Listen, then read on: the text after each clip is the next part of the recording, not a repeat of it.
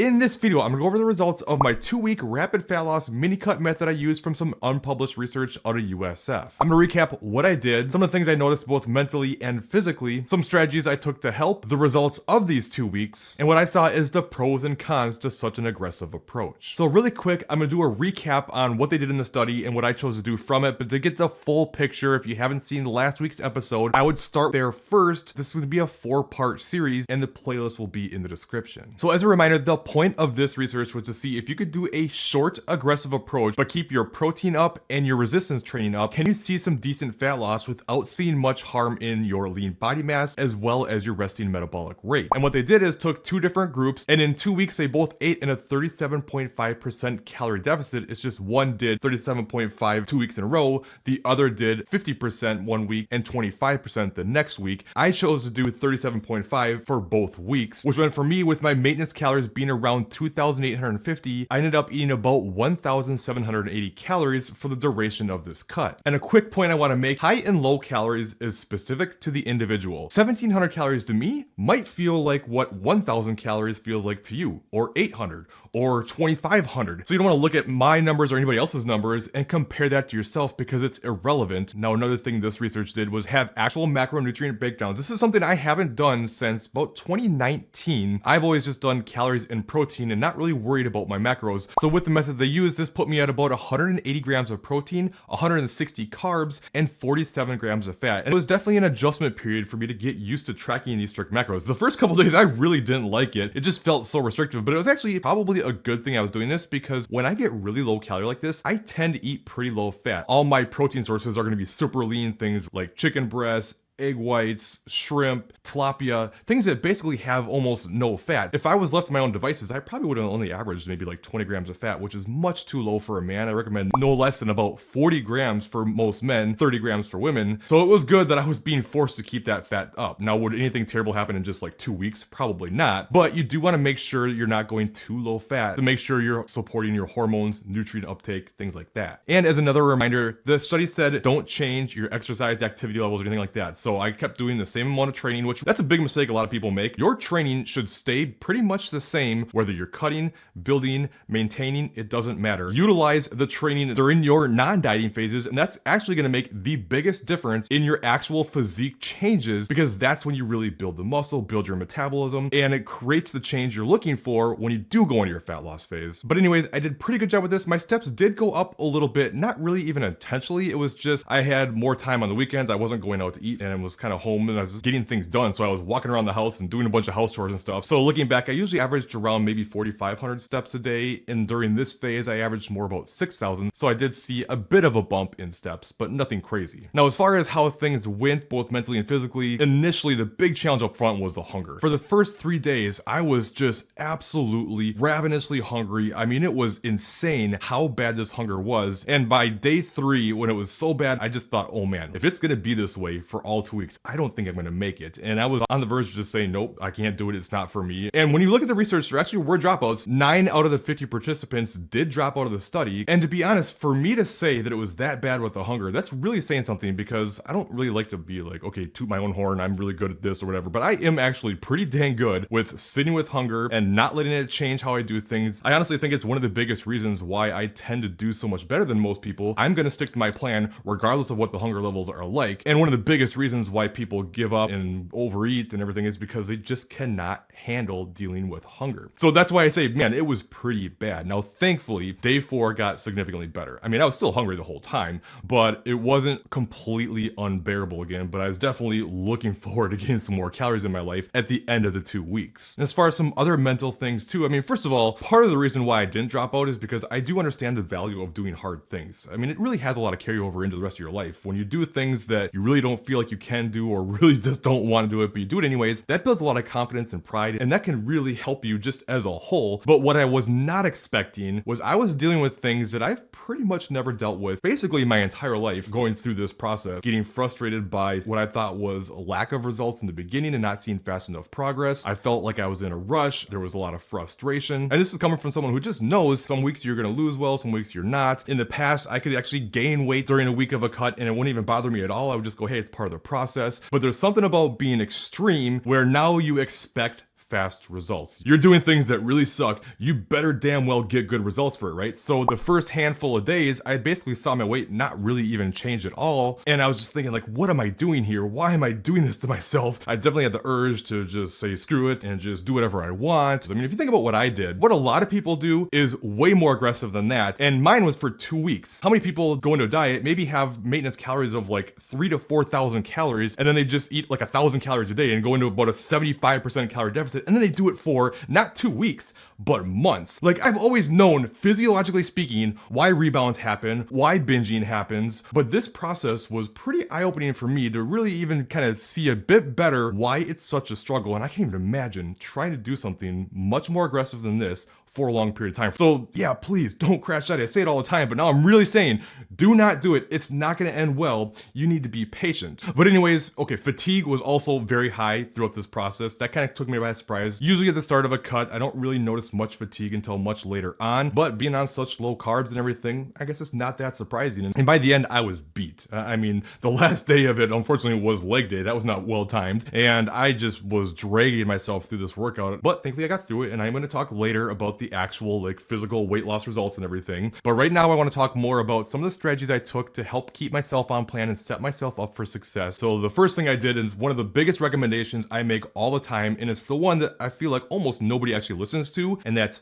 pre-planning your days. Not just meal prep, which is absolutely helpful, but I'm talking about going into your tracker the day before and plugging in everything you want to eat until your numbers line up, and now you know exactly what you're going to do. You don't have to think about it, you don't have to worry about it, and you're just really setting yourself up for success. And at a very minimum, at least go in and put your protein sources in so you can make sure you get that done. And while it can seem like that's extra work and takes longer, it actually is a less work and takes less time. It's just a little bit more upfront. Same thing with meal prep. As I mentioned before, I also didn't do any eating out, and it's not because you can't do it and see results. It was just like, okay, it's only for 2 weeks. I'm so low calorie. I want to make sure I'm as spot on as possible here. It just didn't make sense to me for such a short period of time. And this is coming from someone who usually goes out to eat at least once or twice every single week, whether I'm cutting or not. Supplement wise, there was 3 main ones that I took, and one of them was added because of the cut. The other 2 I basically take all the time, but I want to talk about the benefits from them. And this comes from someone who is an ambassador for a supplement company, for Core Nutritionals. But I'll be the first to say that supplements are the least important thing. Most of them aren't going to do a whole lot. So the things that I'm taking and recommending are things that I really think truly could help. And the one that I did add is this Core Hard. I'm telling you, if I could make this mandatory for my clients to take, I would. Obviously I can't, but it is just such a huge benefit. What it does is it acts as a cortisol reducer, and cortisol is nicknamed the stress hormone because it elevates under times of stress. And stress is not just mental stress, like my job is stressful or my home life is stressful. It's both mental and physical. So if you have a lot of stress going on in your life, and then you add an extreme calorie deficit like this on top of it, and you're doing a bunch of exercise, you're stressing your body to the max. Not only does that have a lot of negative, both mental and physical detriments, but it can also have a fat loss blunting effect. And I can't tell you how many people start taking this and say, I feel less stressed and anxious, my mood is so much better, I feel better. A lot of people actually sleep better on this. I definitely do. When I was on my prep, I was only getting like 5 or 6 hours of sleep. I started taking this and I immediately started getting 7 to 8. And I'm telling you, it's just a game changer. I don't believe in magic supplements, but this is as close as it gets. And it's something, some people do it all year round because they feel so much better on it, but it's something I highly recommend in a fat loss phase. And if you do want to pick it up, go to corenutritionals.com. You can use my discount code Colin to get 20% off. The other 2 I recommend, and I recommend these all the time no matter what, but a high quality fish oil, I would say actually a little bit more even in a cutting phase, just because especially when your fat gets really low, like I mentioned, it was a struggle for me. It's harder to get good quality fats and get your omegas up and everything because you're just limited on how much fat you can eat. If you want to use Core's, there's this called Omega. If you're using something else, just don't get the cheap stuff. It needs to be at least 1 gram combined of EPA and DHA, or it's basically worthless. And then the last one, I talk about it all the time, creatine, far and away the most tried and true research-backed supplement there is. Helps with muscle size, strength, work capacity, energy and performance, and all these things are only going to help you even more in a fat loss phase when energy levels are at a premium. Okay, sorry for the kind of awkward transition here, but I realized I missed a bunch of stuff I wanted to talk about here, especially about some of the negatives, and I thought they were really important to include. And part of what happened here and why I'm doing this is actually part of the negative experience of an aggressive approach like this, because I did feel like I had kind of a lot of mental fog. People that do a lot of physique shows and stuff, they call it prep brain. You get really lean, low calories and everything for a long time, and you become kind of forgetful and just aren't really yourself. And That's not something I would normally experience in just 2 weeks of dieting, but I did. In fact, I even had notes about all the things I want to talk about in this video, and I still missed a bunch of stuff. And I also found myself really agitated, like way more agitated than normal. I was getting upset about things that normally wouldn't even bother me at all, and that can be an experience of the lower calories. I forgot that I actually want to talk about how even though I recommended creatine, I actually haven't been on creatine. I haven't been on it for a while. I just got away from it. No real good reason. It was kind of stupid, honestly. But I didn't want to start taking it for this cut, even though it'd be beneficial, because I didn't want that to skew things, especially with regards to the weight and everything, which I'm never concerned about weight gain from creatine. It's only beneficial. It's creatine, phosphate, and water in your muscles, which is great. It helps with building muscle. It's all a good thing. But I thought in such a short period of time, that would kind of mess with the results a little bit. So I'm going to wait until after this 4-week period, then I'm definitely going to get back on it again. And I also wanted to elaborate a little bit more on the hunger side of things, because I kind of talked about how I'm typically good with hunger and everything, but I also wanted to talk about how you can take some of the approaches I take to get better at dealing with hunger. And honestly, I think a lot of people really struggle with hunger because when you get pretty hungry, it almost feels like, hey, your body's telling you that something's wrong, and if you don't do something about this, then something terrible is going to happen, and like it's this huge warning sign, which, I mean, certainly if you're just constantly ravenously hungry all the time, every single day, all day long, that's a problem, and we want to pay attention to that. But hunger is going to be a part of the process,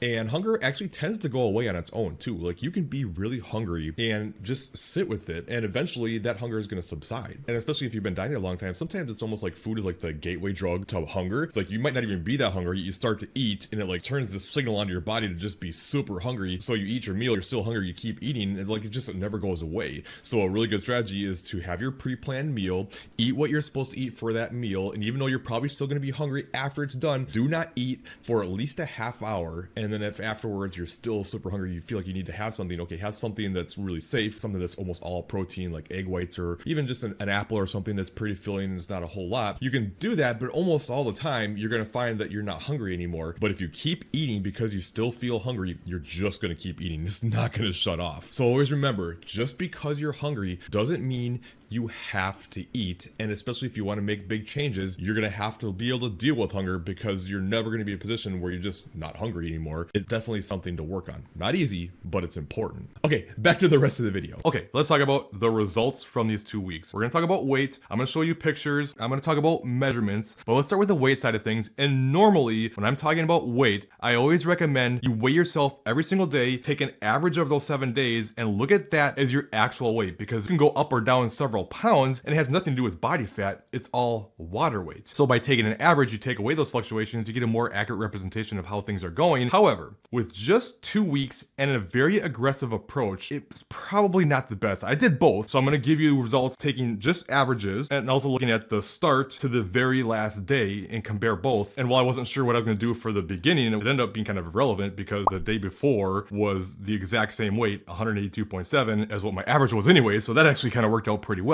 But if you go by weekly averages, you can see I lost about 3 1/3 pounds. But if you look at the end, I saw some pretty big decreases those last couple days. And if you go from the start to the very last day, then I lost almost 4.5 pounds in the entirety of those 2 weeks. So if you use the 4.5 pounds, that would mean I lost 2.46% of my total weight in those 2 weeks. And if you remember from the research I talked about last week, the subjects actually averaged about 1.1 something percent of their body weight.